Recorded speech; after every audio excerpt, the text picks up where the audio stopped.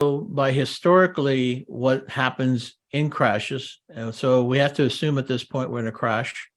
We look at the stock market and we look at real estate market. And a lot of times they go in tandem, not always though. So I've seen one crash and not the other. So I've seen the stocks crash, but not real estate. So, but those are more minor. Anything major, like what we're in right now. So we're seeing, 20, 30% decrease in the stock market.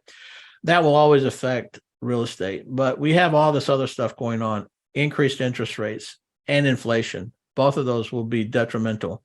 So what we can do is we can look back in history and say, what happened that's similar to this crash before, and then look at what happened in that market. What was going on? What was the part you don't want to be in, and what was the part you wanted to be in? Okay, so in the 70s, all the late 70s into the early 80s, that's how long that market crash lasted. It was a long time. And that's because that crash had the added problem of inflation and higher interest rates. And most of these other crashes, we don't see that. We didn't see that in those markets. There was no inflation in 2008 that was going on. So this is going to be a bigger than normal crash. It could be a longer than normal crash. So most crashes I've seen, the real estate market pops back within 2 years. 2008 market, that took 3 years because that was a more serious crash.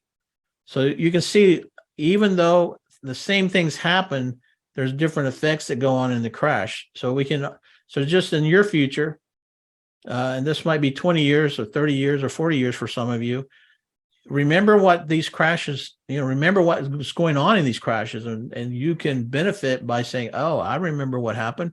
So I can remember what happened in the 70s, because back then, all of the people who were renting out properties, they were absolutely crushed, and they stayed crushed, and it kept getting worse for them all the way into the 80s, because by 86, 87, I was still buying properties from people who were still crushed, and they had what we called back then alligators. They called homes alligators, and the alligator was because it ate more than was coming in expenses. So they were always upside down, and they were doing all kinds of crazy things, and it was a mess. Anyway, it took a long time for all of that to transpire. But so my advice right now to people is, if you're a landlord, you're in trouble. You're in trouble. I would be exiting all of my properties right now if I were a landlord. But I've learned enough over the years that almost every crash, landlords get hit first. Them and builders are the two people in real estate that get hit hard. Secondary, of course, real estate agents and mortgage brokers. They all get hit hard. The flippers, we don't really feel it. I mean, I went through 2008. I didn't feel it at all. So that's because there was no buying and holding, none, zero.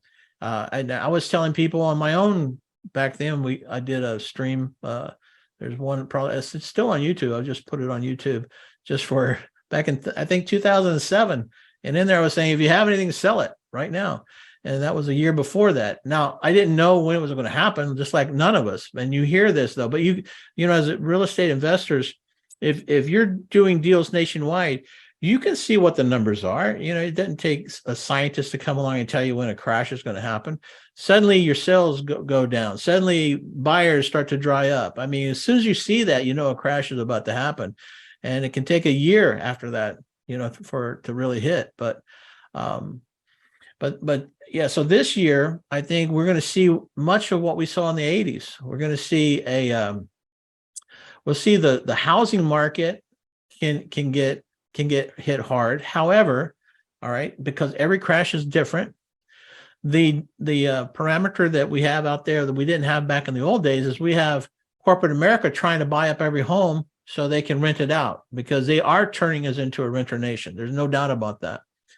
And so the crash will get prices down to whatever they can get down to. And again, I think next year we'll see our lowest prices probably by the end of the year.